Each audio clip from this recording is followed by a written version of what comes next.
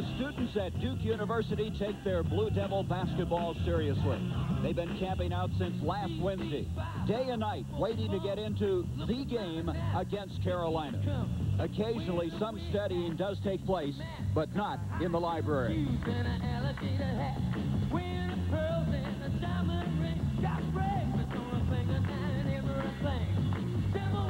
This was a scene earlier today as 3 days of waiting pay off. A first-come, first-served seat to North Carolina versus Duke. It's college basketball on CBS.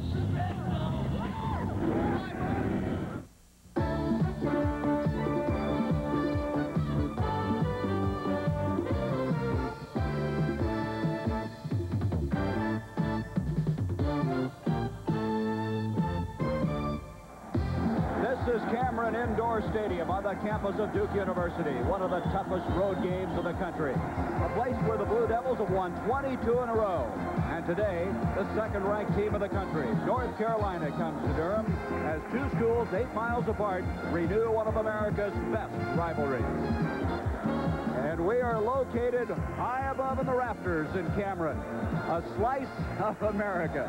Welcome to the Duke North Carolina game. Hi, everybody. I'm Gary Bender. This is the first of our doubleheader.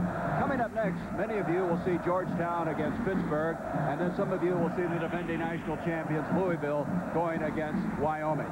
With me is Billy Factor. And Billy, two teams with 10-game winning streaks.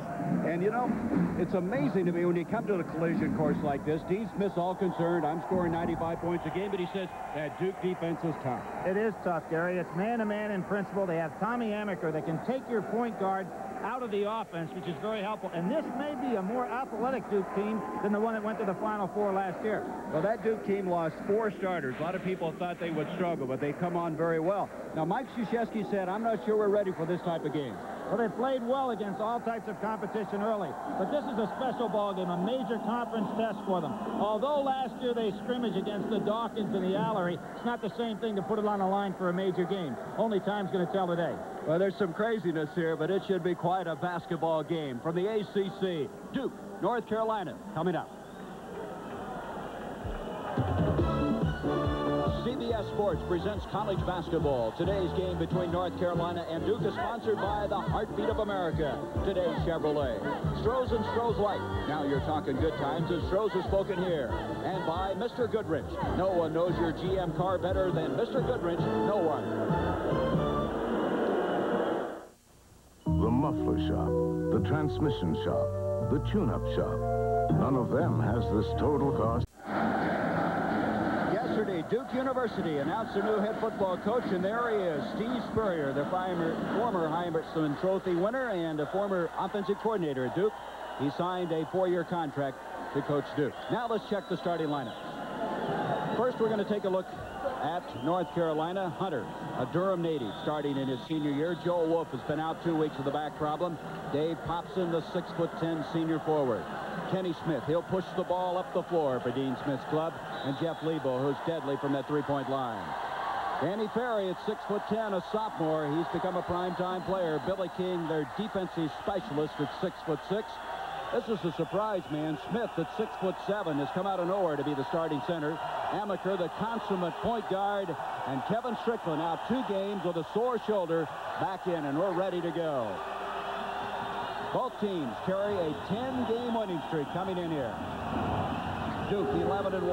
North Carolina 12-1, ranked second in the country. This is Kevin Strickland, who's their leading scorer, but as we mentioned, missed the last 2 games into Smith. And John Smith has been fouled. The foul will go on Dave Popson. Gary, Smith is an inch smaller than Billis, who played center for Duke last year. He doesn't have the bulk, but he is a much, much better athlete. Quick off his feet, strong hands.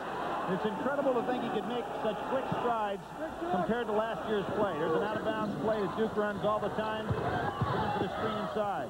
Billy King picks it off to Ferry. Ferry cross-court to Strickland. Lebo will pick him up. Duke's a team that likes to go for the three-point play, so they'll throw cross-court. And there's that quickness. There's Ferry. He's leading the team in assists, who got the ball into John Smith. And Smith gives Duke a 2-0 lead. Curtis Hunter, who played high school basketball in Durham, off to Joe Wolf. Wolf has had the back spasms. Lebo, baseline Hunter, and it'll be knocked away, and it's going to be North Carolina's basketball. Very about as good a matchup defensively as you'll see in college basketball. Amaker on Smith, which is a great matchup in itself, and then Billy King, the great swing man, who's now guarding Lebo. He lost him for a second. Thompson driving in. He ties it up. Dave Thompson played the best of his career. This is senior year out of Ashley, Pennsylvania. Here's Amaker, the only returning starter. This man started the first 21 games last year for Duke and then came off the bench as the sixth man on the stretch drive. Billy King. King, not a great pure shooter, but a good athlete inside. And this is what North Carolina has had a tendency to do so far this year, is to throw the ball away. But what it does, it creates up-tempo. And if you're going to run, you are going to make some turnovers. This year, thus far, Billy, Mike Krzyzewski's crew has forced an average of 23 turnovers a game. That's a phenomenal figure. Now, Carolina this year has 205 turnovers so far in the year. It's not like a normal Carolina team, but they do push that ball up the floor. Ferry, a wild pass intended for Smith. That'll turn it over and give it back to the Tar Heels. Danny Ferry has excellent fundamentals, played at DeMatha. Of course, his father is the GM of the Bullets. That time he didn't have his feet planted and threw a bad pass. And earlier, of course, with the outstanding pass for the assist. There's a steal attempt by King. And we're going to have a held ball, and it will go to North Carolina. The alternating possession, the arrow pointing toward the Tar Heels. Jeff Lebo is not used to having a man of Billy King's athletic ability or size guarding him. He's going to have to figure out how to come off some screens to get that shot off, and here's a 5-second call. They didn't get it in. It'll go to Duke. Outstanding defense on that inbounds play, and you got to believe, Billy, that this crowd can intimidate you a little bit. You're standing on the sideline trying to inbound the ball. Well, it's a two-edged sword there. I think any great player loves to play in this type of environment, even if he's the visitor. Ball not yet over half court, so it wasn't a backcourt violation. King picked up by Curtis Hunter. Billy King, a 6'6 junior, out to Amaker. Spin move. Is he smooth or is he smooth? Last year was not a score, but they're looking to him more this year. Here's Hunter inside, and they come back and tie it up at 4. They got that ball down there in a hurry, didn't they? They did. What I see for Carolina in this ball game, here comes the jump trap for North Carolina, is to get J.R. Reid in the game and create a bad mismatch for Duke on the inside. That was a three-point attempt. It goes off of North Carolina. Duke will inbounds. 17:39 to go in the first half. Right now, Duke matches up pretty well with Curtis Hunter playing a small forward position, but if they put Reid in the game, they really have a mismatch in size. Talking about J.R. Reid, the 6'9 freshman. Duke now 6-4 lead. Broken up by Strickland. Hunter reloaded it, and it's going to be off of North Carolina. This Duke team has got some pretty good depth. They have 8 fellas that have scored 10 or more points in a game, and 4 of their players have scored over 20 in a game. So Mike Krzyzewski can go to that bench. Last team to win here was North Carolina, 1985. Last year, these two clubs splitting, winning at home. Here is Amaker. And look at Smith get up, would you? Popson tries to follow. We're going to have a foul on John Smith. Smith at 6'7" has that great leaping ability. He is extremely quick, excellent athlete, top-notch student.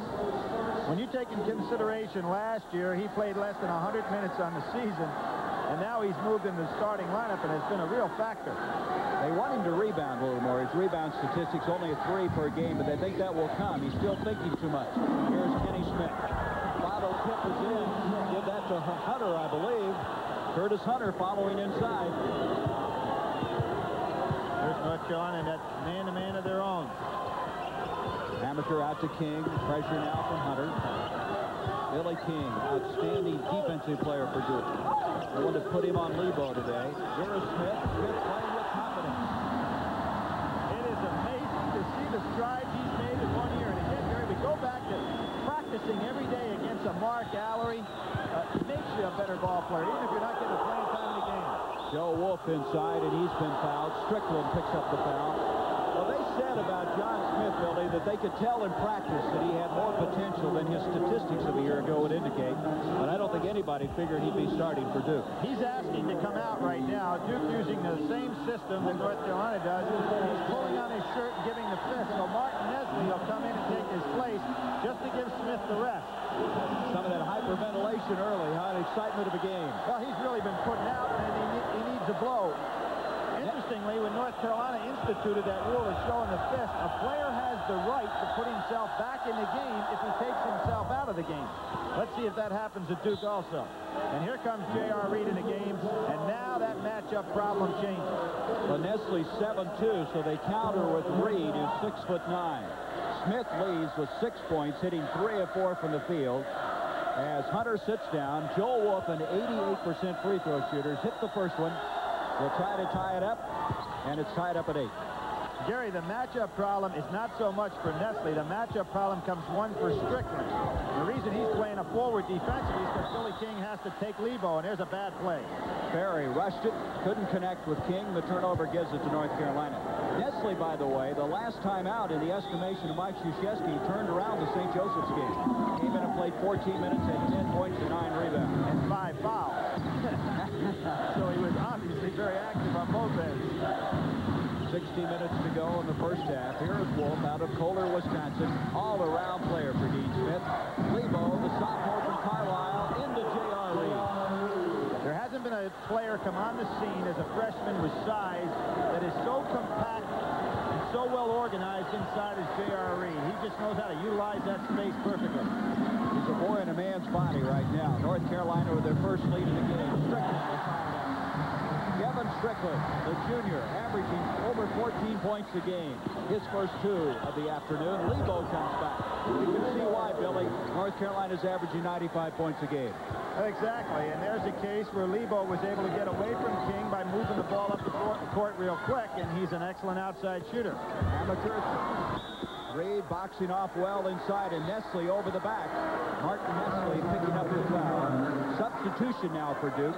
Quinn Snyder, number 14, will come in, and Billy King will come out of the lineup. Now here you see Nestle trying to do the job, but J.R. Reid much quicker than Nestle on the inside, gets excellent positioning, does a good job keeping his eye on the ball. As Lebo goes up for the shot, instead of turning his head, he stayed right with it. At 6'9", he can handle it. North Carolina by 2. All right, the week's over. Yeah. You're going to see a situation in the motion offense where Carolina's Curtis Hunter gets caught in a mismatch with Smith on the inside. He's going to get caught right here defensively. Ferry can go over the top for an easy play. There he is. He's caught. He tries to go over the top. Ferry can go right over the top. Curtis Hunter not used to low post defense. Smith out of the lineup right now after scoring 6 of Duke's points. Right now, North Carolina by 2 as we come back in. And there's the steal by Nestle. Out it comes to Amaker to Kevin Strickland. And it's even again. Both these teams can get the ball up the floor. That's the 5th tie already in the early going. J.R. Reid out of Virginia Beach, Virginia. Tries to follow his own shot. Instead, Strickland comes up with it. That's the palm of the ball by Strickland. He got away with it right in front of Dean Smith, who's up off the bench wanting to talk about it. Ferry looking inside, and Nestle goes in. A foul on Scott Williams, who's just checked in. Williams, a 6'10" freshman. Clemson remaining unbeaten, one of 5 unbeaten teams starting today, Billy. Well, Wake Forest took Georgia Tech to the wire and lost a close one, and they had an opportunity to hit a 3-point play to win it in regulation. Tied it with a tip-in, and Clemson is a team that is not overrated, Gary. They're making a move towards the top 10. Boy, they're 13-0, and you are looking at their schedule. They could roll through the rest of their games for a while and really mount that record up. Clemson with Cliff Ellis as their coach. Here's Danny Ferry. Ferry now has hit his last 13 free throws in a row. Now, those are the unbeaten teams. At Club DePaul, Dallas Comegys a year ago really struggling, now playing as good as anybody in the country. UNLV, by the way, they'll be on CBS next week from Norman against the University of Oklahoma. Boy, Curtis Hunter got away with traveling. Well, they've evened it up now, Billy. You said at the other end, Strickland should have a call. Here's Anselmo Smith. Good overplay by Snyder. Number 33, picked up by Quinn Snyder. Good back door Hunter normally playing guard defensively, having to shift up in this game and not in a good position defensively to overplay against Hunter. It's even at 14. Nestle inside at 7-2 and rejected by J.R. Reid. That showed you some timing on that one. Really needed one step and go for the dunk there. More aggressive, did not pay for it. Strickland will kick it back out to Tommy Amaker. Amaker is only 1 of 4 in shooting thus far. Nestle gets it out. This will be a three-point attempt. Rebound Snyder. He can get up. Outstanding leaper. The sophomore baseline to Ferry. And Duke can't buy a basket right now. Williams on the rebound. And Kenny Smith is fouled by Danny Ferry. That was a frustration foul. Yes, it was. Excellent pass, though, to get the ball cross-court to Danny Ferry. Duke uses that cross-court pass as well as anybody I've seen this year in basketball. That's why they're so successful shooting the three-pointer, because they go right over the defense and have the wide-open three-point play on the other side. Changes now. Ferry comes out, coming in as a freshman by the name of Robert Brickey, number 21, out of Fayetteville, North Carolina, the North Carolina High School Player of the Year. Here's Popson in back in. Rebound.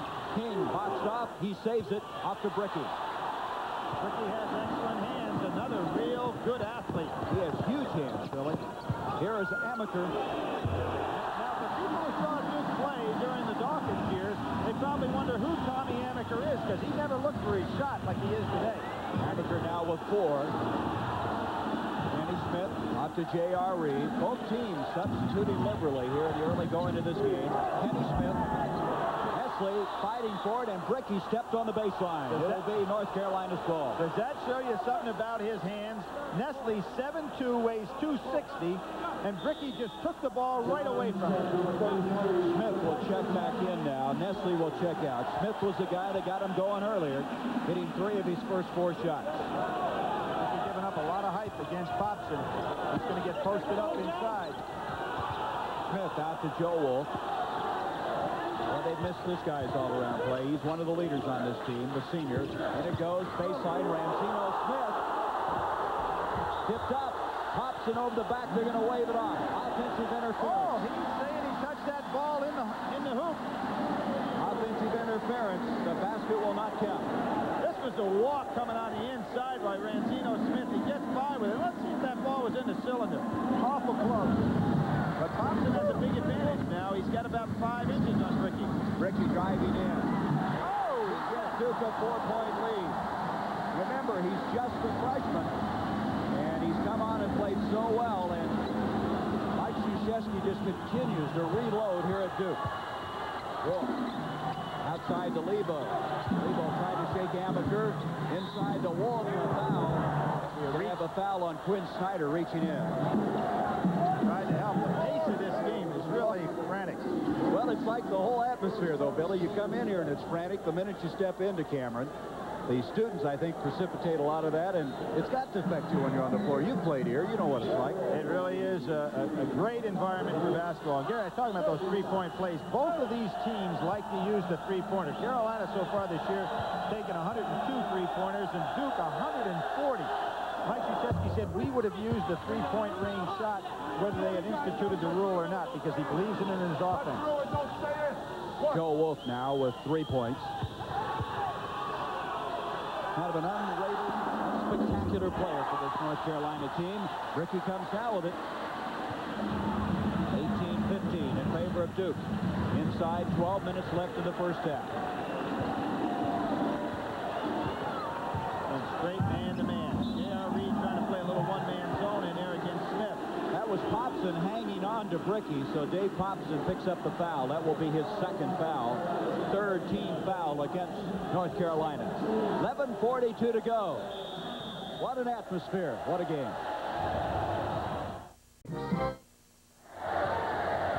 Duke, North Carolina, what a series it's been. Let's go back now to the year 1973 and 74. North Carolina playing at Duke. And Bobby Jones steals the pass with 4 seconds left and scores to give the Tar Heels a 73-71 win. This series began in 1920. North Carolina leads at 103-69, but Duke has won 3 of the last 5. 18-15 now. Smith is tough, isn't he, inside? Rebound by Billy King. He gave J.R. Reid some of his own medicine. Baseline, and we're going to have a baseline infraction. Smith stepped over. It'll go to North Carolina. Well, he came doing a wise thing. He's got good leadership ability. He points to the referee on a baseline and said, "Hey, fella, how come you didn't call it? You were closer to the play." Thus far, Duke getting the better of it as far as the rebounding is concerned, and right now lead by 3.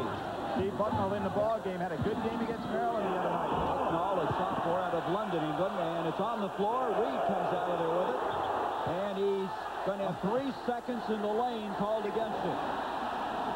Is he strong, Billy? When he latched onto that ball, you might as well clear out of there. I don't agree with that 3-second call at all, for the simple reason the ball had come off the boards. That referee's going to get an earful from Dean Smith about the 3-second calls and about his timing. I don't know if they can hear him. It's so noisy here. 18-15 Duke. 11 minutes to go. First half. Snyder to Ferry. Going to have a foul. Foul is going to be a charge against Snyder as he released the ball. That'll be his second. Quinn Snyder made a great play with one exception. He went up in the air out of control. When you play against a North Carolina team, they're going to draw an awful lot of charges away from the ball. As a matter of fact, even Duke has instituted that to the point that they keep it statistically. Who is the #1 charge man on their ball club defensively? JR setting a weak screen out there. As strong as he is, he ought to knock somebody down when he sets a screen. North Carolina is 1 for 6 in their field goal shooting here in the last few minutes. And going to have a foul called inside. Danny Ferry, trying to position against Reid, has picked up his second foul. Ferry, the guy got a day late $1 short on that one because Reid was setting up position on the inside. You could see him going in here, and Ferry just got hooked up, and Reid is so strong, almost lifted him off the ground. It looked like a square dance move, didn't it? Danny Ferry had a great summer. Made all-tournament team in the Jones Cup competition. Improved a great deal this summer. It's just a matter of playing time for him. Reid at 6'9", weighs 245 pounds, and he's still growing. A gifted athlete. He has that power to go with finesse. He was the National High School Player of the Year last year at Virginia Beach, Virginia. And Danny Ferry was the year before. So it's a 1-point lead now for the Blue Devils. Amaker with Lebo trying to keep track of him.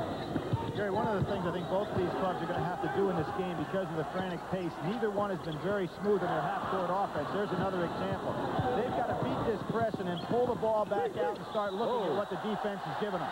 Ranzino Smith, evidently at a slick spot, goes down. It'll be a turnover against North Carolina. They're 6. That's okay. You can get hurt in a situation like that. That's another example.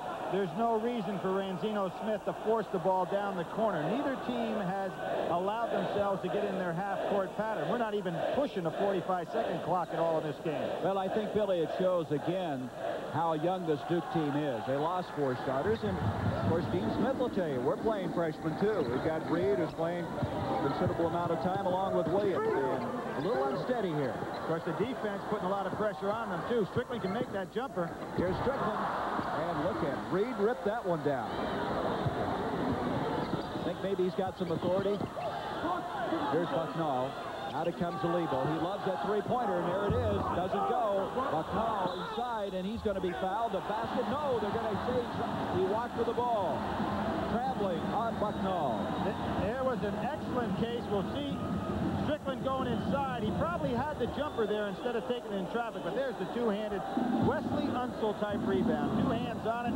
He cleans house in there. You kind of get caught in between, don't you, when you have a Reid around? That's what happened to Strickland on that play. It was traveling on the last play by Bucknall, and here is another turnover to foul on Strickland. That's 2 on Strickland. Neither team can get their half-court offense going. They just have to slow down. I'm surprised. Here you have Tommy Amaker and Kenny Smith, 2 of the best and most experienced point guards in the country. Surprising they don't start pulling the ball back out a little bit and slowing the pace up. You can see Amaker, he's grabbing his shorts a little bit, too. He looks tired. Mike Krzyzewski said about him, he is the kind of guy where I start a sentence and he finishes it. In other words, they have the same mindset, the same thinking out there. Jeff Lebo, perfect technique on the foul shot. I'm really surprised that he's not a 90% free throw shooter. Well, that's not too bad. He's 81. And last year, he was down under 80. It's funny that this year in the Atlantic Coast Conference, conference the start of the season, the preseason all-conference team had 4 guards and a center. Forrest Grant from Clemson, and these two fellas going at each other right here, plus Dalrymple and Tyrone Bowes. 1-point lead now for North Carolina. Ferry. Nestle, good position, stripped to the ball. It'll be Duke's basketball. We're at one of the most amazing places you'll ever watch a college basketball game. Cameron Indoor Stadium on the campus of Duke University. An ACC battle between two clubs with 10-game winning streaks. North Carolina and Duke. 9:26 to go in the first half. I'm Gary Bender along with Billy Packer. And Lebo has been fouled. That foul is going to go on Lebo. And Duke now at the 9:26 mark with a chance to go ahead as they'll inbounds on the far side. They trail by 1. Both teams physically ought to be good shape the second half because of the substitution pattern. That's not going to be a problem. The team that's going to win this game is the first one that's going to get a half-court offense going. Here's Amaker. Tough shot, and he nailed it. The lead goes to Duke. Amaker with 6. Tommy Amaker, a starter on the team that won the World Championship this summer. You know, he and Kenny Smith were roommates over in Spain when they won that World Cup. Now playing against each other. Here is J.R. Reid. Nestle doesn't hang on.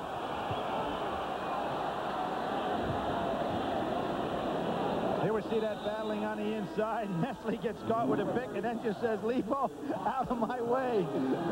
Jeff will understand that he has no business setting that screen on a 260-pounder. I was going to say, I'd pick on somebody else. Nestle's got a shiner, a black eye from the game against St. Joseph's earlier this week. Amaker hits the deck as Kenny Smith hits the three-pointer from outside. 22-20, North Carolina. Amaker will check that. Smith with 5 points. Now one of the officials, Louis Grillo, is going to do a little housekeeping. Mop it up, and we'll set it up. That's where Ranzino Smith fell down a little bit earlier. There may be some moisture down there. And when Amaker came flying out of the pile there, he landed on his chest and got the floor wet. Carolina by 2. 8.5 minutes to go in this first half. Good change of pace. Amaker, that's 2 little lead for him. Now he's on track. 8 points for Amaker. Tied up at 22. Jeff Lebo, I'd like to see Billy King go away. Joe Wolf traveled with the ball. That's 8 turnovers against the Tar Heels. Quinn Snyder will come back in. Strickland will check out. Smith comes in, and Ferry will lead for the Duke Blue Devils. Mike Krzyzewski, the ACC and National Coach of the Year, taking Duke to the runner-up position, losing to Louisville in the championship game in Dallas. King on the move, and he stepped out of bounds. Coming up on the second half of our doubleheader, most of you will see Georgetown at Pittsburgh, or some of you will see the defending national champions Louisville against Wyoming. And Billy, a lot of people not aware of Jim Brandenburg's team out there, Wyoming. Club that won the NIT last year has got a chance to make a run in the NCAA tournament. You talk about all these high-flying teams. How about the Zips of Akron? Gave Pitt all they could handle this past week. Ricky is checked back into the game now for Duke. Joe Wolf looked like a block. Was that King that got it? I think it was Bricky that got a piece of it. Came all the way across the lane at 6'5". Both he and King were there. We'll give it to Bricky. No, I it'll did, be North Carolina's ball. Now, you can give it to the other man if you want to. I might be wrong on that one, but I think Bricky got a piece of it. They were both over there. Here we're going to see. Let's look at it. All right, the test. It was Bricky. Oh, me. Come on, Gary. I tell you, Billy, you got the great eyes. Keep eating those carrots, will you?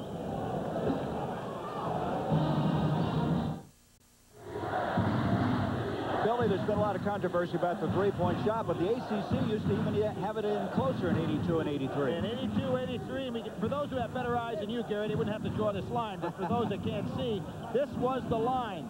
17-9 in 82, 83, and I believe that line was one of the reasons NC State was so successful in the NCAA tournament, because they used the three-point play very effectively with Derek Wittenberg. And remember, when he was way beyond his range, and that shot came up short for Lorenzo Charles to stop it in for that big win over Houston for the national crowd. Remember Terry Gannon shooting at range, and here's Joe Wolf with a left-hand jump hook. And Wolf gives Carolina a 2-point lead. He has 5 points in the game. And Snyder showing you a little bit of dribbling ability there. Went right by Kenny Smith. Up to King. King moves in for the 2-point attempt and gets it.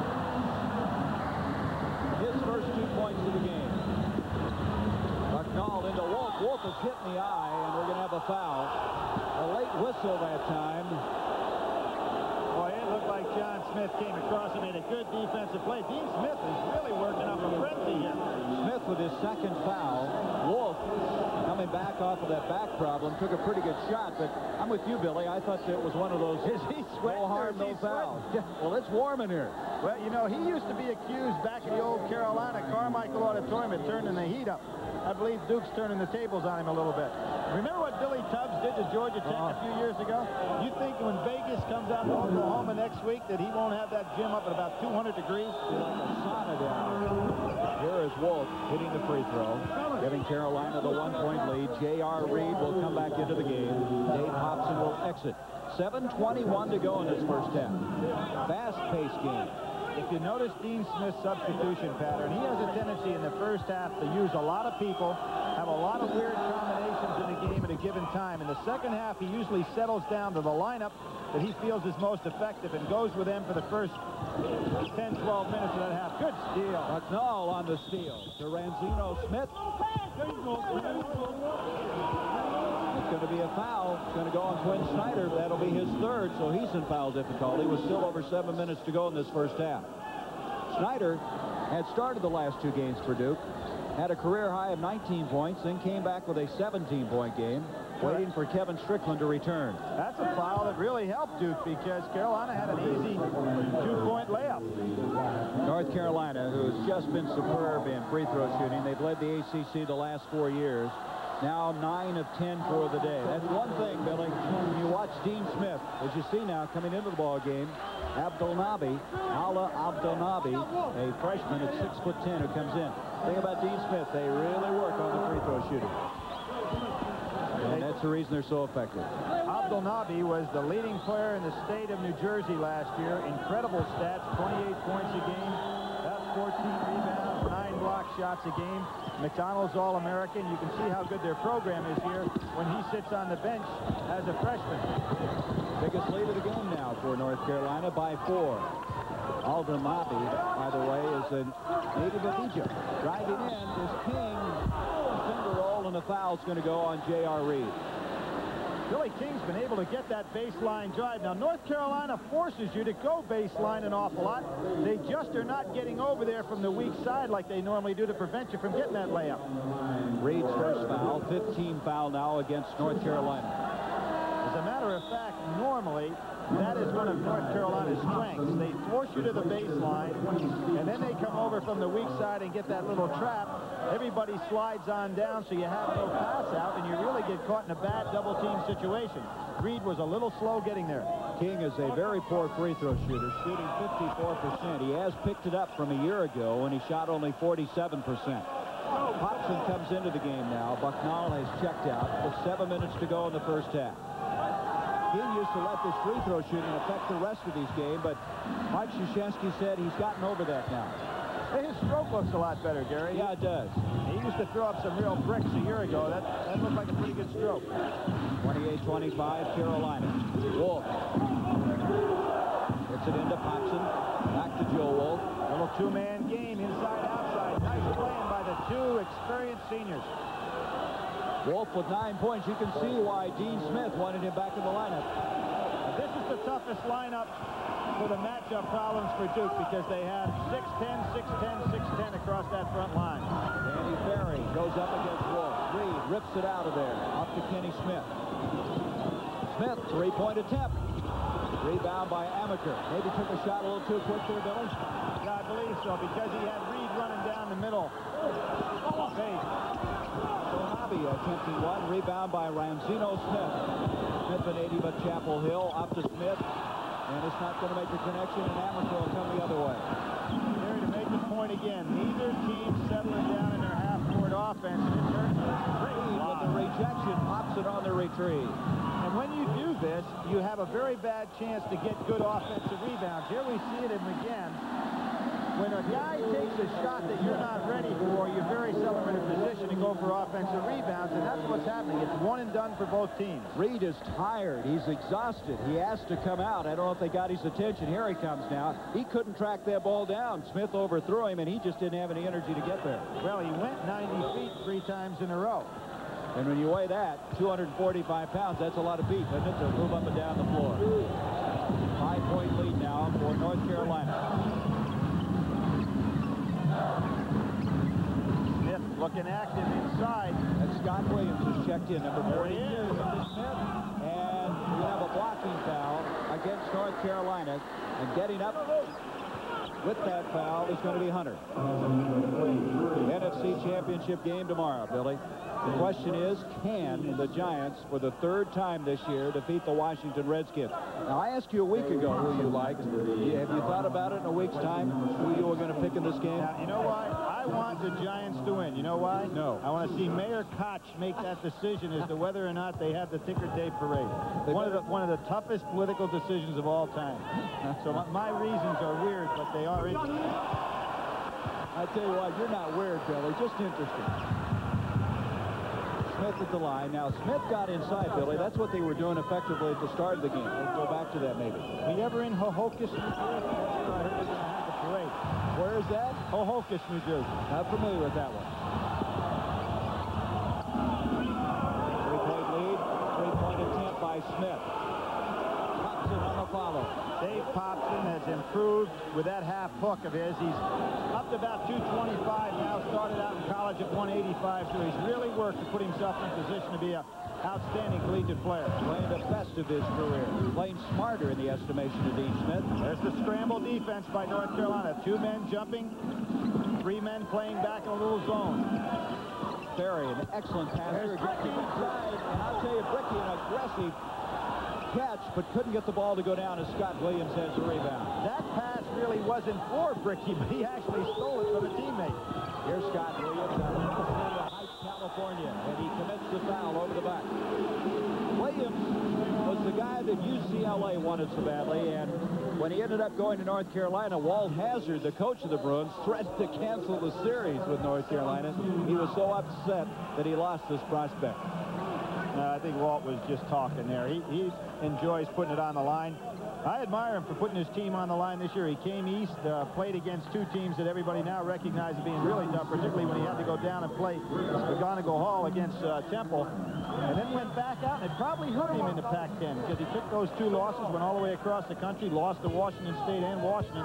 They're back in the hunt. Well, they have a big game with Arizona today, right? That's right. Hey, Billy, I've got a little bit of information for you here as soon as we get a chance. Smith hits a free throw. I've just been told by our producer, Bob Deacus, that a corporation has stepped forward in New York City and said they will fund a ticker tape parade in New York City. Does that impress you or what? Well, I want to check them out real close. There are a lot of funny things going on in New York.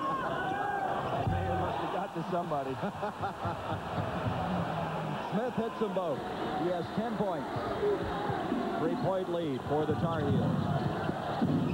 Lebo at the 100. Lebo has not been able to get on track. He's got Amaker on him now. He'd like to shoot that jumper over him. Here he is. He got loose that time. Yes, sir. There's the difference between being guarded by a 6-footer and being guarded by a 6'5" man. Billy Keene didn't ever let Lebo get loose. Well, that was one of the moves Krzyzewski had really sat as one of the keys of the game, was King on Lebo, but right now it's Amaker. Here's Ferry. That'll give Danny some confidence. He's been a little frustrated in this game. 4 points for Danny Ferry.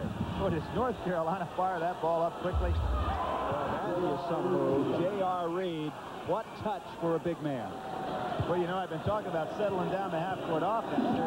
The other side of that coin is the defense doesn't have a chance to set up very well. In that case, Ferry just couldn't get back in time. J.R. Reid, good defense by Reid. Two-pointer. Rebound, Popson, and there's Popson again, being effective. That time on the defensive board. Hunter. Bricky blocked it. Hunter reloads it. He's fouled by Strickland. Again, it shows you Bricky, his ability to convert back on defense. Got the block, but then the foul on Strickland. There's Jeff Lebo with the perfect hit-ahead pass, 2-handed pass, and Bricky came from nowhere. Super athlete. Had a game in high school, state championship game, where he just dominated Charles Shackelford's team from Kinston and winning the state championship. So we can see now why he was voted the best player in the state of North Carolina a year ago. That foul on Strickland with his third.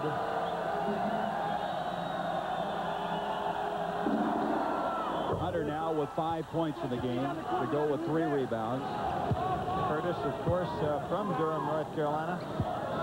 Well, he was the North Carolina Player of the Year, too, when he was a senior. Yes, he was, and many people thought he'd go to Duke. But there was more opportunity to play at the time, but he chose to go 8 miles down the road. Well, he's been hurt a lot. It certainly hindered his progress, but now starting, and this is senior year. 37-31 in favor of Carolina. 3:17 to go in the first half. Trying to get loose. He didn't come to meet the ball. Good defense by Hunter on that play. 9 turnovers against Duke.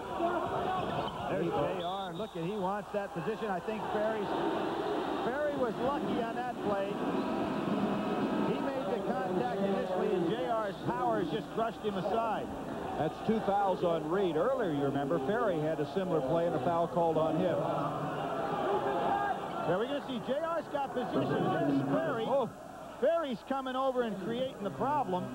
Then JR's strength just moved him aside. JR will learn in time just to fall down. You know, fake a few of those. He's just so strong. You'll have to fake it as big as he is. But that shows you Reid, a freshman, not being intimidated by anybody in this game. Foul on JR is second. At the line now is a 1-and-1. It's Ferry. Ferry came into this game. He had hit his last 12 free throws in a row. He had his first 19 of the year.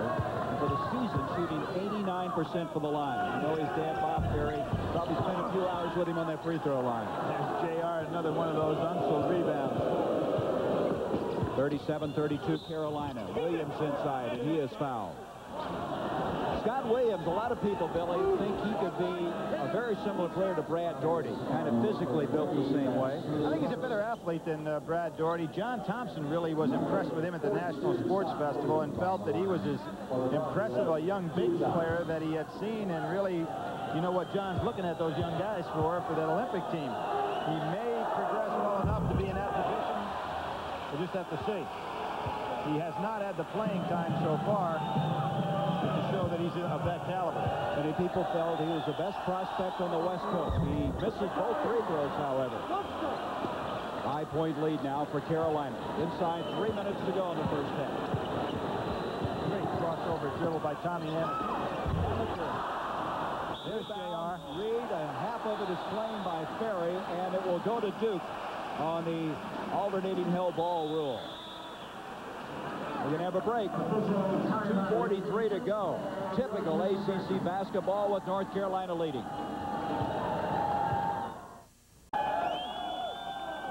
Standing by in Pittsburgh is Jim Nance. He'll be here with the halftime, the college basketball report. Let's see what's happening.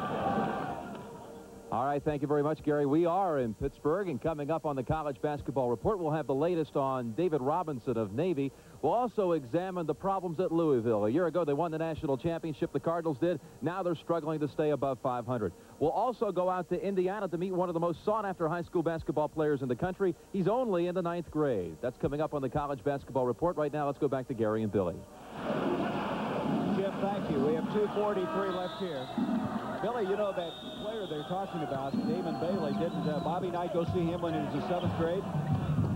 Now, Bobby probably want to go down there and check out a fishing hole. You don't go see players in the 7th grade unless you had some other reason. But I have talked to Bob Hamill, who's the outstanding writer from Bloomington and really is one of the real true basketball experts in the country. He has seen that young man play, and he says it's everything they're talking about. I hate to see the pressure put on a young player, though, in the 9th grade to talk to him about what he's going to be on the collegiate level. It's a little bit too early to put that kind of pressure. Kind of hard to project, isn't it? Yeah. Lebo with his second foul. Bricky goes to the line. 2:37 to go now in this first half. Rebound by Wolf. Duke is not a good free throw shooting team. It could get them in some trouble as aggressively as they play because they're going to go to that line. Shooting under 70% for the season. Of course, last year when they had Allery and Dawkins and Amaker, they had 3 great free throw shooters, so that really helped them. McNall tried to duck inside. Lebo, this is the first time they've taken a shot in a hurry. Here is Joe Wolf. Rebound by Amaker. The consummate point guard. Mike Krzyzewski made a good point the other day. He said in this game there'll be a lot of wide rebounds, not tall rebounds, meaning that the game is going to spread out. Therefore, quickness is going to prevail. That's why a guy like Amaker could slide in and pick that one off. As the three-point play is used more and more in college basketball, you will see the quick rebounding teams have an advantage over those tall ones that just want to stand around. That was a costly foul. Danny Ferry called for pushing off. That's his third foul. He comes out of the game. John Smith checks in. So Ferry will sit out the remainder of the 1:50 to go in this first half. J.R. Reid wants the ball inside. He thinks he can outmaneuver Nestle. Let's see if he tries to go by it. Duke has 3 players with 3 fouls. Ferry, Strickland, and Snyder. J.R. would like to go by him. He can smell it out. There he goes. There he goes. He can handle the ball. 6'9" guy. Yeah, with the rebound. He can smell that he can go by Nestle and take advantage of his quickness. And what's tough for Nestle now, he's going to be called on to play a lot of minutes. Dean ducks in. Dean Smith has to be upset with that play. He wants him down that baseline and get the double team. Blocking foul on Billy King, and the crowd here, this Duke partisan crowd didn't like that. That's King's first foul. Ranzino Smith driving in his foul. Have you ever seen a more creative crowd than you hear here in Cameron Indoor Stadium? That's an excellent call. King didn't get there in time. Ranzino Smith had him beat. I don't think I've ever seen anybody go baseline as effectively as King has been able to do today against the North Carolina defense. He's beaten them about 3 or 4 times, hasn't converted them all, but he's gotten in there. North Carolina's missed their last 3 free throws, as Smith now converts. Ranzino Smith. What a competitor he is. He's like a little dynamo. Shoots over 70%, 73 for the year, and he converts both of those. Well, you want those backcourt players that can make that free throw shot. That's what hurt Kansas, Billy, with Cedric Hunter. Cedric Hunter the other night was in a situation where he had a chance to ice the game, missed the free throw. Fortunately for Kansas, the ball bounded out against a very tough Temple team. This is a great year for Philadelphia basketball. St. Joe's, Temple, LaSalle, and Villanova, all possible NCAA tournament type teams. Krzyzewski really impressed with St. Joe. There is John Smith. Boy, showing a little range on that jump shot. 12 points for Smith. Now we have a little hold up here. Billy King and Ranzino Smith going after each other a little bit. What a unique rivalry. 2 schools, 8 miles apart. You know, the kids know each other real well here, too, because, you know, when it comes dating time, they're going to the same hangouts, plus all the newspaper coverage. Friends that go to various schools, and there's a charge. Kenny Smith, Amaker drawing the charge. That's the first on Smith. That's some super defense. When you can draw a charge on Kenny Smith on one-on-one defense, you have really pulled a play. Smith has that explosive quickness, and Amaker was able to move his feet just well enough to hang in there. Might be as good a defensive guard as are in the country. Tommy Amaker picking up the charge. Now a chance to cut it to 1, maybe tie it up if they get hit the three-pointer with 44 seconds. Into Nestle. Nice speed. He's got to put it away with authority. There he goes. Nestle's trying to be a little cute in there, Gary. Yep, he You're is. exactly correct. He needs to go and put it right up in the basket. Big comeback, and these fans are crazy now. 1-point lead for Carolina, traveling. 5 seconds. Traveling. No, it was Scott Williams. I saw on the far side. Houseman, the official, called traveling, and it is. And look at this crowd. Duke with a chance to take the lead. What do you think the kids at Duke do with the money their parents send them for clothes? I've never seen anybody here wear anything other than an old beat-up sweatshirt. Think they ever dress up?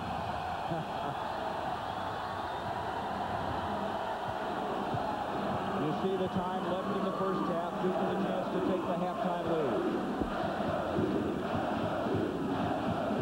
Got Williams on Amaker. They ought to try to get Amaker the ball because he can take Williams. They have to make something happen now. 3, 2, 1. They need to shoot it, and they didn't get a shot off. They did not get a shot off. That's why they wanted the ball in Amaker's hands, Gary. And so we've come to the end of the first half. North Carolina 39, Duke 38. Coming up next, the college basketball report with Jim Nance standing by in Pittsburgh with the latest news on David Robinson, and also look at what's wrong with Louisville after this message and a word from your local station. This is KTVQ Billings, the news station. CBS Sports presents college basketball. Today's game is sponsored by Michelob Light. Superb taste and less filling beer. The U.S. Army, a place to be all you can be. And by Mitsubishi Motors. Experience the sensation of the full line of new cars and trucks from Mitsubishi. Halfway point, North Carolina leading Duke 39-38. We've talked about the uniqueness of the Cameron Indoor Stadium. Creative they are. It's the kind of intimidation that a lot of clubs come in here, and I'm sure it just tears them apart. But at the halfway point, despite all of that, North Carolina's held somewhat of their poise, Billy. But you made a good point. They really haven't, neither team, gotten into the kind of game they want to get into. Well, they both pushed the ball up the floor very rapidly, and therefore they're going to get some easy shots. But neither team has been able to go ahead and vary that by pushing it up. If you don't have it, bring it back out, get into some semblance of a half-court offense. And my prediction is the team that can do that first in this ball game is the team that'll get that 6 to 8 point run in which they get control of the ball game. What about field goal percentages? What do these figures show you? They're very equal, obviously. Well, North Carolina is a team that traditionally will shoot over 52, 53%. Duke is a team that holds clubs down under 43%. So they've got Carolina kind of where they want them right there. I think the shot selection from Carolina has put them in some trouble. This is a real concern for Mike Krzyzewski. Ferry with 3, Snyder with 3, and Strickland with 3. Well, he'd rather they have 2 than 3, but he's got a deep team. He uses a lot of people, and I would say maybe Ferry's is important here, but he can go without them. Mike Krzyzewski's team has won 22 in a row here. Last lost was in '85 to these Tar Heels. Dean Smith, his new assistant there in the background, the gray-haired gentleman Dick Harp, who coached the University of Kansas in 1957 when they lost to North Carolina in triple overtime. Remember that game, Billy? Yes, I do. I've seen that film a number of times. Sure, you know, we had that Bobby Jones play where they went back into the memories when Duke thought they had a chance for the upset, went for the basket, went for the long play, and had it intercepted. The strangest Duke-Carolina game I ever saw was a game over at Chapel Hill where Duke had a team, big underdog, had an 8-point lead with 18 seconds to go and eventually lost the game. One of the big turnarounds, if not the biggest turnaround, maybe in college history in terms of that few seconds and that many points.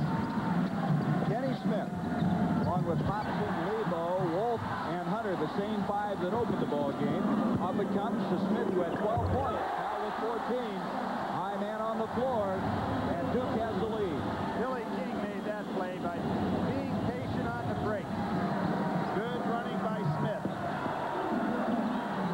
Here's Wolf, who led North Carolina in the first half with 9. Another ball thrown away. Billy, you see that every once in a while. That's not North Carolina's type of play. Well, Joe Wolf, with the bad back, has missed the game and, of course, missed some practice time. That was just a timing play. In the first half, 13 turnovers by North Carolina.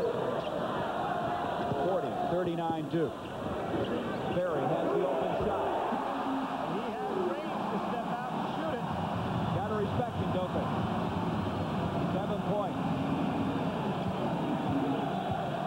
Start of the second half, getting their first lead since 10:43 of the first half was Duke, so they come back to start very effectively in the second half. Lebo trying to get on track against Billy King, but King staying right with him. That's a 3-pointer by Kenny Smith. Hunter on the rebound. Pass Popson, and he's fouled by Billy King. Saved an easy basket. You know, everybody talking the three-point line is too short and such an easy shot to make. But here you see tenacious defense pushing the offense out, and so far these two teams are 1 for 9 from the three-point line. It is not an easy shot if you're played well defensively. That was the second foul on King. 42-39. Duke. Joe Wolf trying to shake John Smith. Lebo, who's been relatively quiet in this game, on the move. He'll get 2 there. There was a case on the switch. He wasn't matched up with Billy King. He enjoyed that one. 8 points for Lebo. Back to a 1-point lead for the Blue Devils. Well, for young players to watch Amaker and Smith and see how valuable it is to be able to use both hands on that dribble. Ferry again has the open shot. That's twice he's gotten open. He now has 9 points.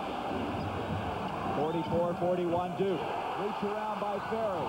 King has the ball. Hey, how about that play? And that ought to count. Let's see. They're going to call a charge. Mike Krzyzewski can't believe it. Super maneuver by Billy King. I don't believe they were squared up on him at all. That layup should have counted. Hobson's not close to being squared up to Billy King. He's moving right over and underneath him. Big lucky play that time for Carolina. Joe Wolf seems not only tired, but it looks like he's walking a little funny. Yeah, I thought that too when you were talking about his back earlier, Billy. I think that back's giving him some trouble, but he's a warrior. He wants to stay out there. Well, what happens? You lose the 2 points, but you also now have King in foul trouble. That's his 3rd foul. 4 of the Duke Blue Devils now with 3 fouls. Here comes that lineup that really helps out North Carolina with J.R. Reid and the other 2 big fellows in the front line. J.R. can handle that ball Is for a that big guy. something for a 6'9" guy? I think he thinks he's a guard. That's the second time in this half that Joe Wolf has not moved to the ball quickly to catch the pass. It allows the defender to get right around in front of him. He's just not as quick as he normally is. Bill, I was watching him run. He looks like he's in a little bit of pain right now, the way he's moving. In it goes to Hobson. Rebound Smith. It's stuck. And the alternating held ball is going to go to the Duke Blue Devils. You don't see that happen very often, do you? You know, in watching Joe Wolf, and I know how Dean Smith wants to keep this lineup together, but it might not be bad to get him out of there because he looks like he's in some pain. He is really slowing down as this half goes. He went after it, but he didn't bend over very much, and he has committed the foul. That's the first on Joe Wolf. There's the foul difficulty. King just picking up his 3rd a moment ago. And as you mentioned, Billy, you talk about a big turnaround. You had to break down the floor for 2 instead to get King in foul trouble. And lose the 2 points. Yep. 44-41. Smith, good second effort. Blocked by Thompson. It's going to be off of Duke. Nice job by Popson just to keep his hands up in the air and not try to come down with a chopping motion. That's the new Dave Popson. He didn't used to do that. He wasn't that aggressive. Much more aggressive now. Here's Wolf on the drive. A little bit off balance on the shot. Ferry is fouled from behind, and Wolf has picked up his 2nd. There again, it's just a matter of quickness. He's a far cry from his normal position in the game. You wonder how long he can go with Joe. That back will probably could sit down, Billy, to get worse. They're probably afraid to take him out of there. You see Dean Smith walking up with Bucknell. Don't be surprised to see if he doesn't come out right away. 44-41. Duke. 16-15 to go in the game. Good defense by Kenny Smith. He anticipated the turnaround. Strickland. That's a tough shot fading to the baseline. Reid with the rebound. Take that ball away from him. Well, he's had the tendency, Billy, to come out of there on a break, and Dean Smith tried to keep him from doing that. He's dribbling the ball. Pops and misses. Kenny Smith. Smith is just not shooting well. He's had a feast or famine year. Here's the three-pointer by Strickland, air ball, and Kenny Smith got it. Kevin Strickland did not have his feet set for that shot. Here's Smith again at the other end. It just won't go for the senior. Reid. And he's fouled. Well, Gary, although we're talking about outstanding college players, I don't care how good you are, if you're not going to set your feet and square up to that basket, that jumper is not going to have a good touch. And that's what's happening right now. There's Joe Wolf coming out of the ball game. So Steve Alford last week, who probably is fundamentally as sound a shooter as you could ever want to be, he was squaring up against Ohio State going down the stretch. And in one play in particular I can remember where he was in the deep corner shooting against his body, but his feet were so solid. And that's what we're not seeing right now by some of these shooters. You can see how Carolina is struggling from the field. 1 of 7 in the second half. 2 free throws for Reid. Gary, do you know where JR was the night of the national championship between Louisville and Duke last year? Figure he was at home watching a TV set. He said he didn't watch the game. He was at a birthday party. Kind of unusual. That is unusual. That cut it to 1. Reid hitting both makes it 44-43 Duke. A little pressure now by North Carolina. Amaker, baseline Nestle. He's fouled by Lebo. third foul on Lebo. You can see the black eye on the left eye of Nestle from the St. Joe's game if you get a close-up of it. Gary, you pointed out very well early in the game that Martin Nestle was taking the ball up soft, and there's another example of that. He's got to concentrate when he gets in that tight to use those 260 pounds to take the defender with him. He has 2 points, 3 rebounds as he comes to the line, and here comes Ricky back in. Strickland will come out. Martin Nestle out of Whitehall, Ohio. He was a prep All-American there. They call him the human truck stop. He's so big, and he got it. He's shooting this year only 62% from the line.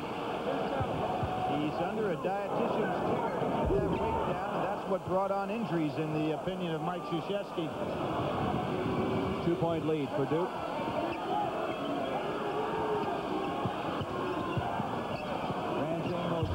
And the other Smith able to hit because Kenny Smith is only 2 of 8 from the field in this game, but Ranzino hit that one and tied it up. Here's Ranzino trying to force Amaker to go baseline to get some help down there. We have our 10th tie of this game. Good defense by Lebo. Billy King in traffic. Out to Amaker. The difference of being squared up with your feet. Good job by Amaker. He's in double figures now with 10 points. Duke back to a 2-point lead. But no, he traveled with it. I believe he came to a pretty good jump stop on that play. 17 turnovers by North Carolina. Duke at home, leading by 2. Should you ever drive from Paris to Dakar, we'd suggest a Mitsubishi Montero. Montero's won the Paris to Dakar rally 4 years straight, so it knows the shortcuts. But should you stay closer to home, you can still enjoy Montero's 2.6 liters, the independence of 4-wheel drive, and the crafting of its civilized interior. Because you don't need a road rally to enjoy Montero, just an impulsive imagination. Mitsubishi. Madeline Kahn on Having It All. What is this fascination we have with having it all? Haven't you ever wanted it all? Just a tiny bit. Michelob Light has it all. Superb taste in a less filling beer. But is having it all the answer? Is it really so wonderful to be wealthy, glamorous, and have an unbelievable singing voice? Yes!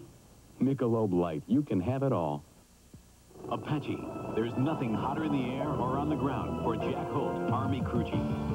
The Apache's got advanced everything, like a TV for target acquisition. The gunner aims just by moving his head. Talk about hot. This bird can make tracks at 200 miles an hour.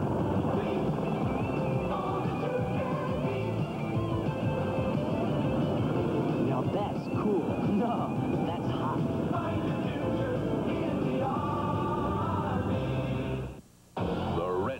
Have conquered. Now they must face the Giants, the big blue wrecking crew. The NFC Championship tomorrow on CBS Sports. Back at Cameron in Durham, North Carolina. Gary Bender, Billy Packer. 15-10 to go. Duke by 2. They have the basketball. Bucknall picking up Billy King. Ferry with good defensive pressure from Dave Popson.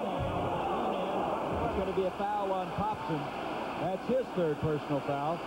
Ferry played much more effectively in the second half. Gary, it's really nice to have a 6'10" guy that can step out at the top of the key and make a play. You can see how well North Carolina had to respect their own man when he was out there with the ball, because they know he'll hit the wide open man with a good pass. As you said, the leading assist man for Duke. Kind of like Danny Manning in Kansas. When he steps out, you really have to play him well. He shocked me the other night in the game against Temple when he took that 3-pointer and had to hit the front of the rim up and in. I'm sure it probably shocked Larry Brown a little bit, too. Well, I tell you what, Danny Ferry comes from that rich basketball tradition. His dad, the general manager of the Washington Bullets. This guy, Lebo, his dad was nice pass! Up to Amaker. Big-time play. 5-point lead now by the Blue Devils. lead of the game for Duke. Yeah, Kenny Smith has got to get back in this lineup for North Carolina now. They seem to be a little rattled.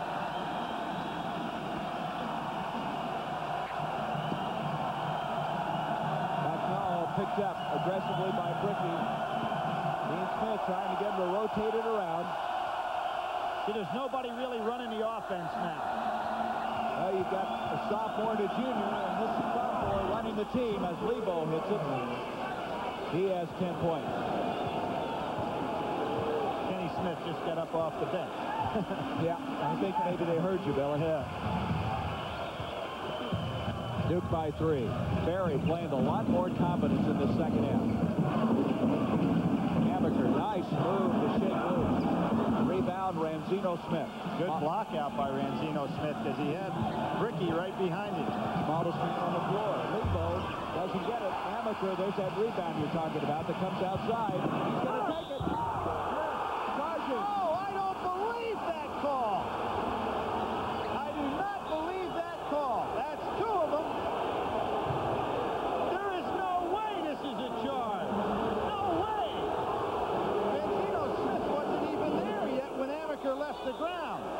Amaker's shaken up on this, Billy. He hit his hip when he came down. Tommy Amaker left the ground long before Ranzino Smith got over in position. Well, that's 2 of them now. Earlier, Billy King had one called on him, and now Tommy Amaker. Krzyzewski's hot. Well, he's saying that's 4 points you cost me. That was Amaker's second foul.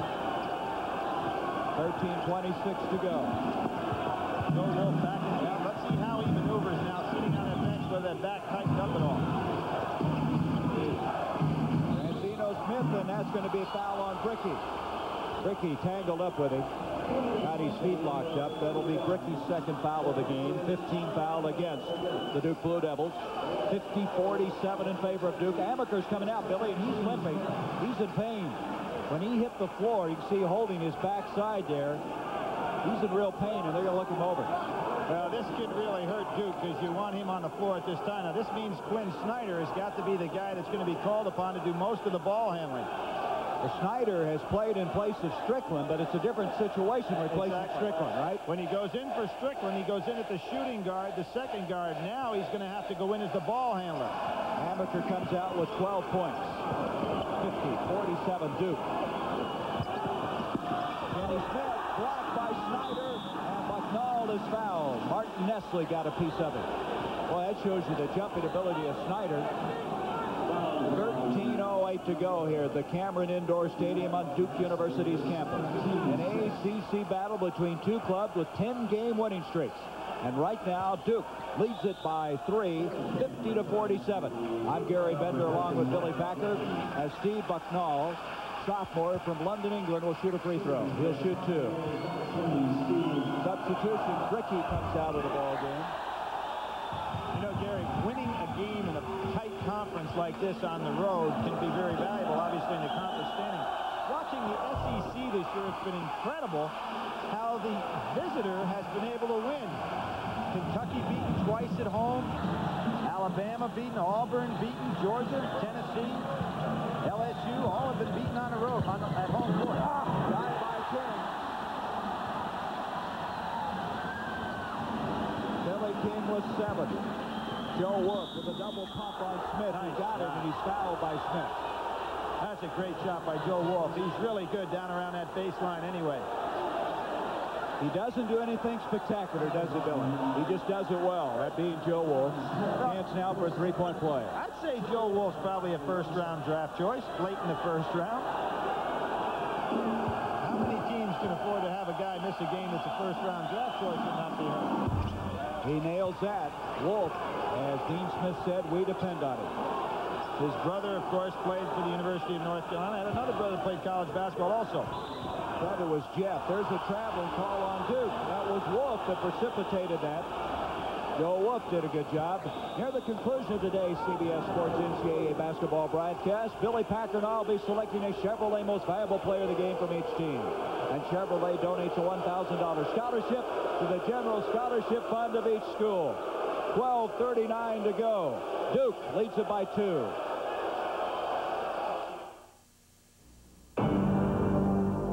Hey, what's happening here? This guy checking me out? Or my Volkswagen? Guess he wants to see what this new Golf GT can do. All right, mystery man. Let me show you how I go from here to Mother's without missing a beat.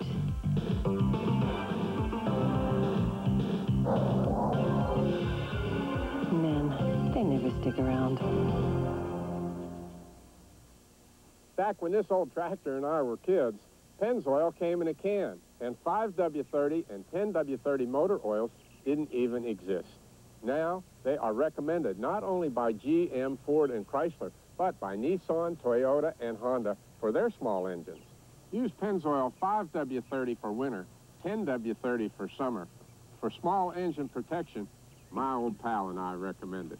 Pennzoil, the standard of protection since 1889. Who says you can't have old world taste and a new world waste? Old world aging and the new world's youthful spirit. Europe's finest hops in America's finest light beer. Michelob Light, old world quality from Anheuser-Busch. Michelob Light, the best of both worlds. Michelob Light, oh yes you can have it all.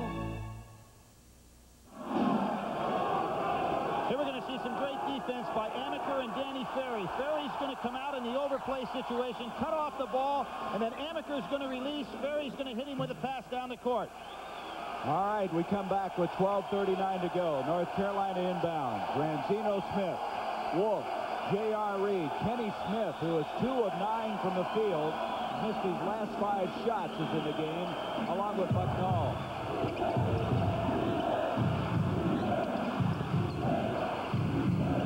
52-50 Duke. You don't want to pick up your dribble out there as well as Duke overplays. Again, picking up the dribble will cost you a lot of problems. Granzino Smith into Joe Wolf. Going bad back and all. He has really had some meaningful minutes in this game. He has 14 points now. He's tied it up. You know, actually, Gary, he's running better now after he sat down for a little bit. Here comes that double team. Beautiful pass. Ferry to Strickland. Back to Ferry. And we're going to have a foul against North Carolina. But what a beautiful job for reacting against the trap. Well, a super pass on the inside. Smith goes up, just misjudges his distance.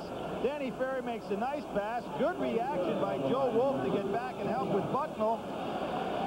Excellent hustle by North Carolina. Good passing by Duke, and Ferry goes to that line. What do you tell a guy, Billy, John Smith, when he misses a dunk like that? Well, the effort was there. He just miscalculated. Coaches get upset if effort is not involved with the play. You can't fault a guy who makes a play if he really is trying as hard as Smith was. Good point. Well, they get one of the two. It's a 1-point lead for Duke. Kenny Smith committed that last foul, his second. Steal by King. There's the defensive specialist for the Blue Devils. Ferry, drop step out to Strickland, 3-pointer. Excellent positioning with his feet, and again, Duke, who likes to use that three-point play going cross-court. You think Ferry doesn't see that open man? Excellent selection of his passing. Oh, nice back door. That was Thompson with the assist. Wolf with 16 points. Danny Ferry has to open up on that. Excellent play, 2-man play. There's North Carolina with their trap. Kenny Smith on the steal. King is there. He lets him go. He had 3 fouls, and he decided to lay off of him and let him go. Every time I see Kenny Smith going for a breakaway, I think of the LSU game where he got hit and went down and probably knocked North Carolina of another trip to the Final Four when he injured that wrist. 12th tie of the game at 56. 10:43 to go. Ferry moving it on Wolf. Look at him throw the ball around. He always spots those guys on the wing area, doesn't he, Billy? Out it comes, and a foul on Ferry trying to reach in. And now that's his his fourth. Now, there's a case where North Carolina's double teams in the corner getting Billy King in trouble. If you're going to go over there, you've got to go all the way to the basket, as King has, and not pick up that dribble. Now, Amaker comes in. He has a bruised back, but able to continue, obviously, as he comes into the game. Georgetown, Pittsburgh coming up next. John Thompson against the new coach Paul Evans, or some of you will see the game from Laramie. The Cowboys of Wyoming against the defending NCAA champions Louisville. 10:32 left in the game. It's deadlocked at 56 with 7 points is Kenny Smith, who's been struggling.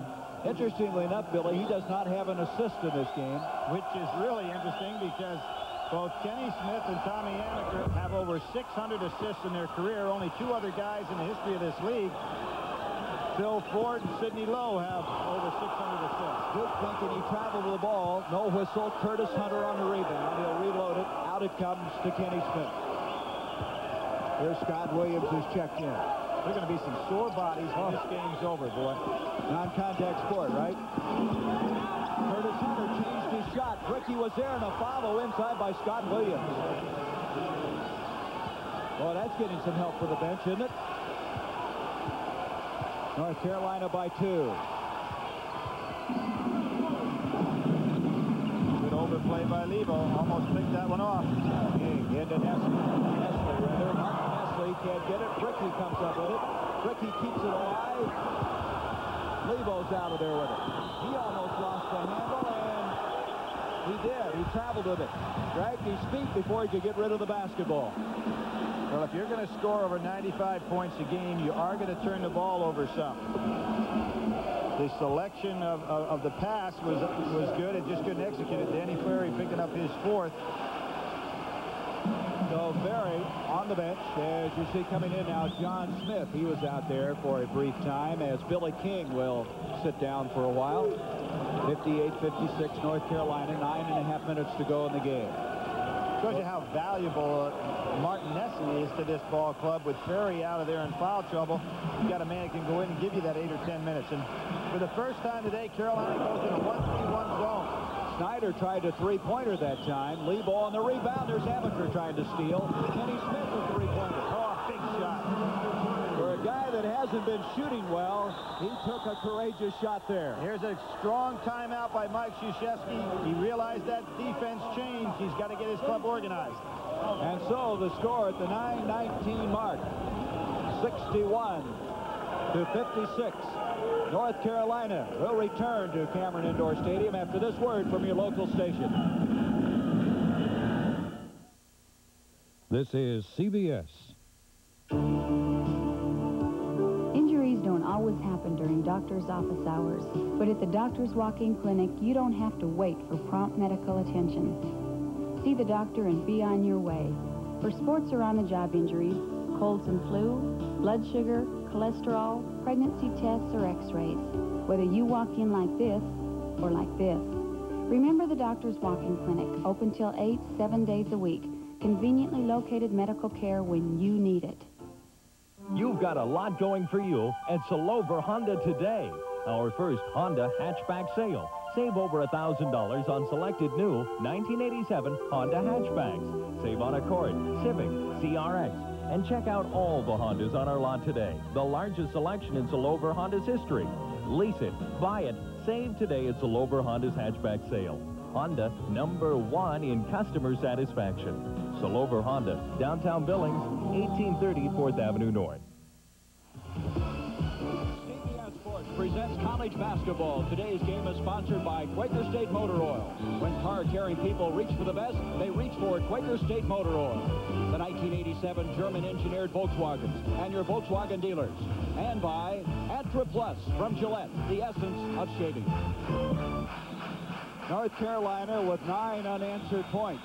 Now with a 61-56 lead at the 9:19 mark. The pressure now by the Tar Heels as Quinn Snyder will bring it up. You notice, Gary, Duke set up in the same kind of out-of-bounds play as if they were going in the other direction that time, knowing they're going to face North Carolina's press. Amaker misses.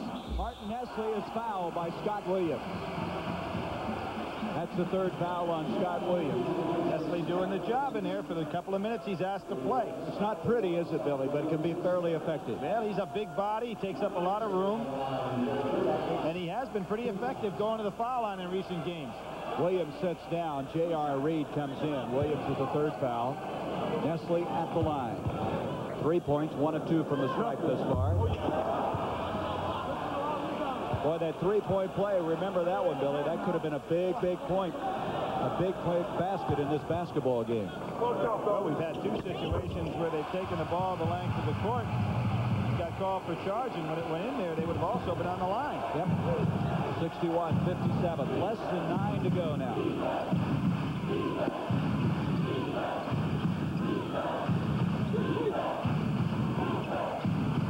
Good ball movement now by the Tar Heels. Lebo looked like he wanted a three-pointer. Amaker had a handle on it. See, there's still 20 seconds to go in the 45-second shot clock. No reason to rush. Hobson missed the follow, and Nestle comes out of there. Big rebound for Duke. Boy, they missed a golden opportunity on that follow by Popson inside. Oh, great defense by Kenny Smith. Pushed off by Amaker. John Smith, I don't think he expected that pass, but he got it. The reason I don't think he expected it, I don't think it was thrown to him. He kind of intercepted it. Smith with 16. 2-point lead now for the Tar Heels. Thompson, John Smith, the basket will count. Smith picks up the foul, his fourth. Now coming in is Strickland along with King. Coming out will be Bricky and Snyder for Duke. Also now, Ferry will come back in, playing with 4 fouls. At the 7:59 mark, John Smith will leave because he has 4 fouls. For all the players bending over, grabbing their pants that are out on this court right now, they are whipped. The defensive intensity of this game, going man-to-man, head-to-head against a quick athlete, taking a lot out of both teams. And it's hot here, and, of course, the enthusiasm surrounding him here in Cameron. Pat Popson completes the three-point play. He goes out now, and Joe Wolf replaces him. Big three-point play. Won by Smith and now by Popson. 64-59, the Tar Heels. Oh, Amaker threw it away. Jerry, you know what happened to him there? The official was running down the court. Amaker saw the body moving down the sidelines, threw the ball towards the official. The old Freddie Brown play. Oh, I was just thinking that very same thing. Saw a man out of the side of his eyes, and it wasn't one of his teammates. It was James Worthy. They signed Kenny Smith, and now North Carolina starting to move out. A 7-point lead, 12 points for Kenny Smith. Biggest lead of the game for the Tar Heels. And they come back into their zone defense.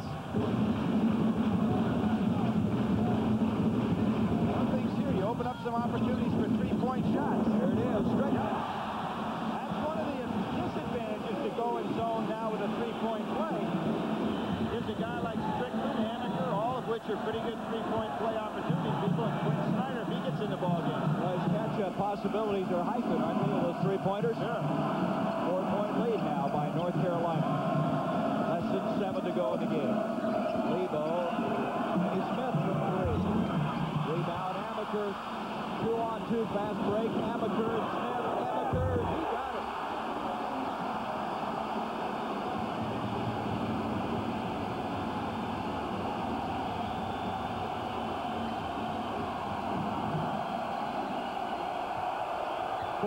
Points now for Amaker. Was that some athleticism, Billy? J.R. Reid. Too hard. Duke with a chance to tie it. That's a good shot by J.R. He had a good offensive move. Just didn't go for it. And North Carolina, sensing that zone not working, they go back to their man-to-man. 66-64. And Strickland is fouled by Jeff Lebo. Lebo having a hard time matching up with Strickland. That's 4 now on Jeff Lebo. Dean Smith probably going to have to go with Ranzino Smith in that case. Here comes Ranzino Smith. Popson also coming in. Hunter will lead. You mentioned Ranzino for the other Smith, Kenny. That surprises me. I thought that Kenny Smith would be staying in and Lebo with the 4 fouls would come out. Kenny 2 Smith shots now. Kenny Smith on a pretty good run there. Strickland can tie it up from the line. As a sophomore and a freshman, Strickland was highly recruited. He came in and kind of one of those fellas that felt he wasn't getting enough playing time. There were some rumors that he'd transfer out of here. He bided his time, and now, of course, he's an integral part of this team. And he has tied it up.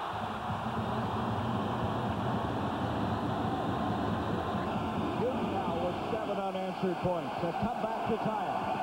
Critical thing here is to make sure you have good shot selection. Rebound partially blocked. Smith on the rebound. And you want to get everybody in your offense, not try to do it one-on-one. That North Carolina 7-point lead evaporated, didn't it? It's deadlocked now. And it started with that three-pointer with Strickland. That's smart. Billy King pulls it back out, get into the offense. Don't take bad shots the rest of the way. 5:37 left in the game. Amaker with Lebo. He'll try a three-pointer. Reid with the rebound. JR is both powerful and quick. Did he get out there? Some combination to get out there and grab that one. Lebo getting up to Joe Wolf, and Wolf with ice water. Shot that one through. 18 points for the veteran. 68-66 North Carolina. Kind of surprised Lebo was able to penetrate that easily. Maybe some tired people out there can't stop it. Well, Kenny Smith getting that little rest right now. The D. Smith wants him in there for that last 3-minute push. Ferry with Wolf a hand in the face. That's not the shot that Duke wants. That was a tough shot. Wolf looks very tired as he goes back offensively.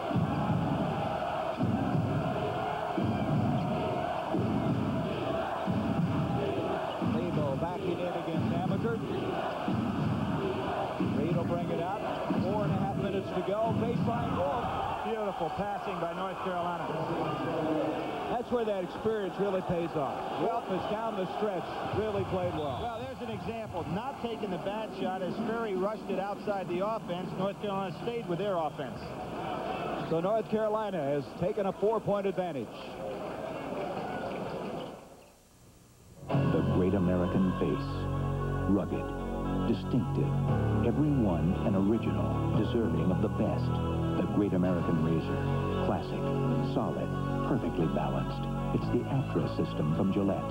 Original Atra pivots for closeness, and Atra Plus adds a white Lubrasmooth strip for extra protection. The great American face deserves the great American shave. The Atra shaving system, only from Gillette. The essence of shaving. You know, this Jetta handles really great. Volkswagen's patented rear axle constantly corrects itself. I love it. No gizmos, no gadgets. Form follows function. Everything is there for a reason. I can't believe the price of some of these German-engineered cars. Anyone can design an expensive road car, but to design an affordable one. Best part about my Volkswagen Jetta? It's just fun. Yeah, we like to have fun. There's a time to think about life insurance, and State Farm is there. I'm State Farm agent Mike Callen. The biggest reasons young parents start thinking about life insurance are kids.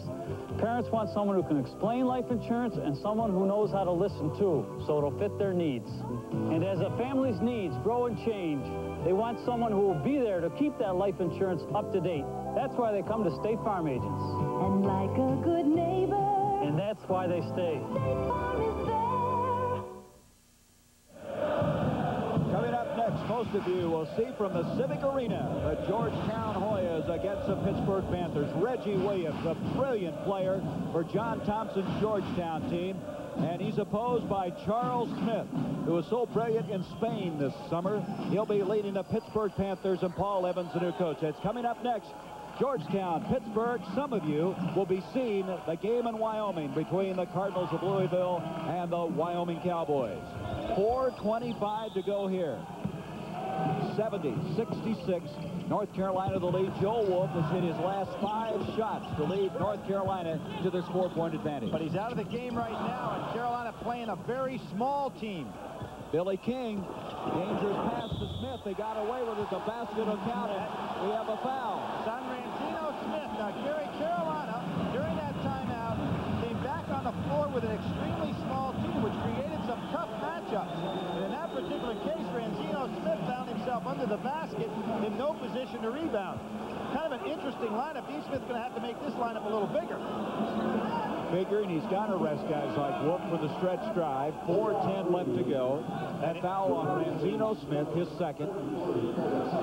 And that was a tough pass on the baseline, Billy. Almost was intercepted. They got away with it. And they're trying to decide who's going to shoot the free throw. Now, Smith hit the basket, but I don't think he was the guy fouled, was Well, Billy King doesn't want to go to that foul line. They want to put Strickland over there. Now, they're about the same size. They'd be smart to have their numbers like 34 and 43. You know what I mean? Yeah.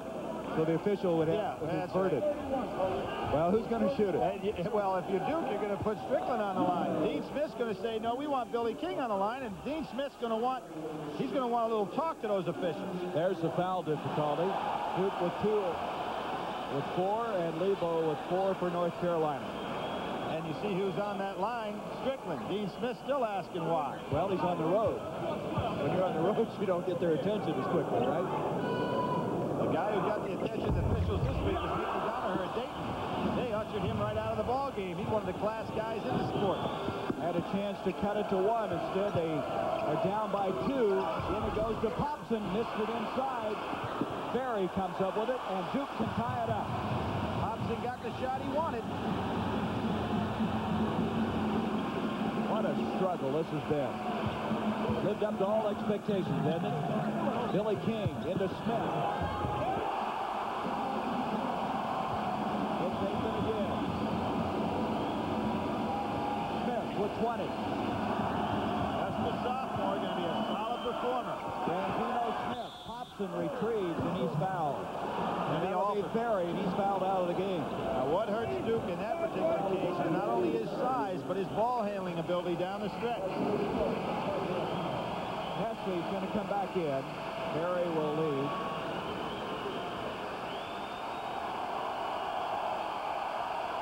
Well, you talk about traditions. We mentioned Danny Ferry going to DeMatha. DeMatha presently leads all high schools with guys that are alumnus from that school playing in the ACC. They've got Ferry, they've got Benny Bolton and Quentin Jackson over at NC State.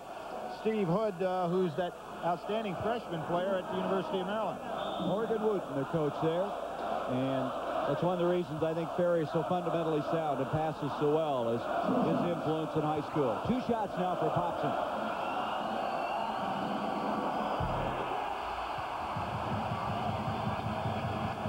Popson, an excellent free throw shooter, 83% as Lebo now comes in. Ranzino Smith will leave. 3 minutes, 29 seconds left to go.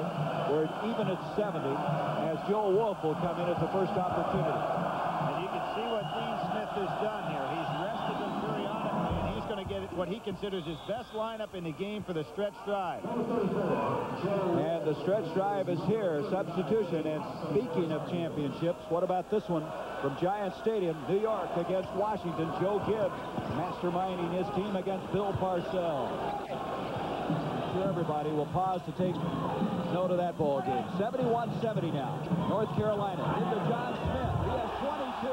That was as well as any team has attacked the Carolina press in a long, long time. Excellent ball handling. Duke by 1. Career high for John Smith at 22. And he had a hand on it. It'll be off of John Smith. J.R. Reid will set up as Jeff Lebo will inbounds now for the Tar Heels. Gary is wide spread out as this game is right now. Duke has to be very careful for backdoor cuts by North Carolina. They really have the defense spread out. Lebo, three-pointer. Oh, great shot. 2-point lead now for North Carolina. Lebo with 13 points. Something to keep in mind, Billy. Duke has only 1 timeout left in this game. Carolina has 4. 2.5 minutes to go in the game. John Smith had good position. Three-pointer by Strickland. Hesley, he and Reid had a real collision in midair that time. Look at J.R. pull that ball out. Danny Smith on the drive. Now Duke right now needs the timeout, but like you said, Gary, they don't want to use it with only 1 left. They'd like to cut this momentum down a little. 4-point lead now for the Tar Heels. Set play by Mike Krzyzewski wanting to use up a little of that clock to make sure they get a good shot. Dangerous pass. 2 minutes to go. There's a steal by Reid, and now North Carolina will be in no hurry. 4-point lead with 1:50 to go. Think they might go that four corners? That is just a total motion offense with nobody in the low post looking for some backdoor cuts. There's Kenny Smith, kicks it back out. Lebo to Reid. JR's been very patient with that ball. Doesn't make a lot of mistakes. You see the time left on the screen. 4-point lead for North Carolina. Smith to Wolf. We're down to 8 seconds. Yep, 7. It's 6. Wolf tries one, and a big rebound by Reid. And that goes! And he's fouled. What strength!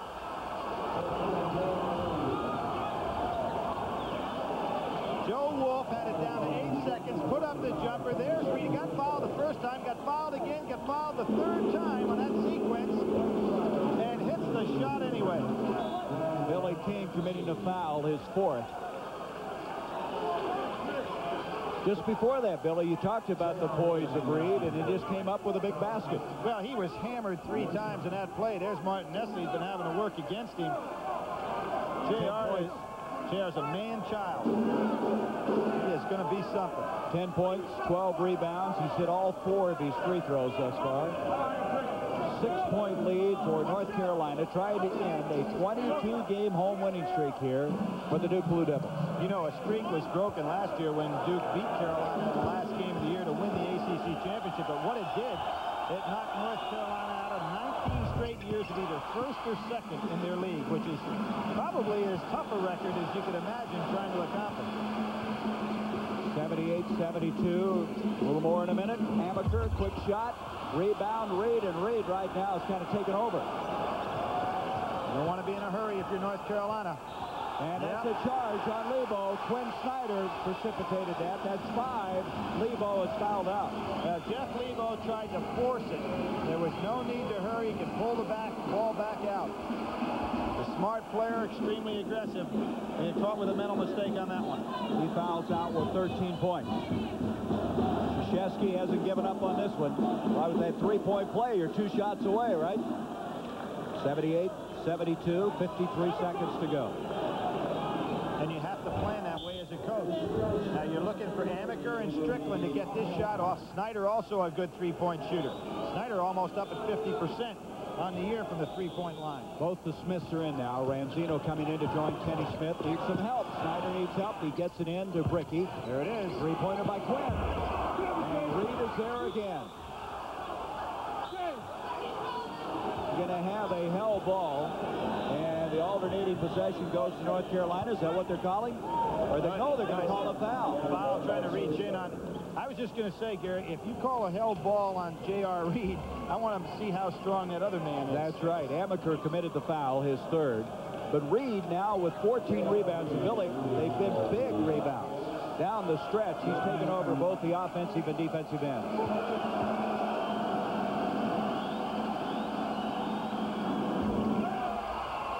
And he hit another free throw. He has 11 points. 79-72. J.R. Reid came into this game with 64 shots from the foul line so far this year. He's going to be a guy that's going to be on that line. So if he can get his percentage up in the high 70s, you can imagine what that's going to do for his scoring average. Steal by Bucknall. 36 seconds to go. Some move by Danny Smith. Against one of the best defensive players in the country. There's what a senior will do. Pull the ball back out. Time is the only factor now. We're going to have a foul from behind. And so that'll stop the clock as Strickland picking up his 4th foul. They're starting to celebrate. They come in here in one of the most difficult places in the nation to win, Cameron Indoor Stadium. And right now, with a 79-72 lead, North Carolina has stamped themselves as the team to beat the ACC. Well, I would have to say that, but when you think nationally, Jerry, no question in my mind, UNLV, until they're beaten, deserves to be #1. But if you said, who's the team that'd be the toughest one for them to beat, North Carolina's the one. When you figure they beat Purdue on a neutral floor, then they took on SMU right after that. They've been up this week to Philadelphia to take on LaSalle, then they come over to Duke to play. There's nobody this year that's had a stretch of games of that magnitude. North Carolina's only loss early out at UCLA. Duke had lost to Illinois. Both teams had 10-game winning streaks. Strickland, not a good shot. Reid comes down with it. Who else? And he's ganged up on, gets it out to Ranzino Smith, who's fouled by Quinn Snyder. Don't forget now the second half of our doubleheader. Georgetown, Pittsburgh. Most of you will see that. Some of you will see the defending NCAA champions, Louisville against Wyoming. You know, Gary, people ought to really stay tuned to Georgetown. Which team are they going to see? Yeah. You know, they got wiped out by Seton Hall, then they turned around and blew out St. John's. Seton Hall figures they've got their program ready to go. They go up and get beat by Connecticut. That Big East is topsy-turvy. By the way, Reid has 15 rebounds, a career high, but you know in the next 4 years he'll break that. There's Joe Wolf coming out. Good gut effort by Joe Wolf. You know he had to be a little stiff coming into this ball game. Boy, they couldn't have done it without him. 83-72. The score not really indicative of how close this game has been. Amaker with a three-pointer, and Duke uses their last timeout with 8 seconds to go. 83-75, North Carolina.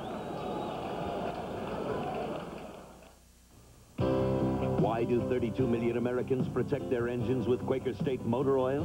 Because they're car-caring people who want only the best for their engines. Here, Quaker State quality stands up to the constant pounding, heat, and friction that breaks down motor oil. You can see Quaker State quality, the pure protection that comes from our state-of-the-art formula that can't be beat.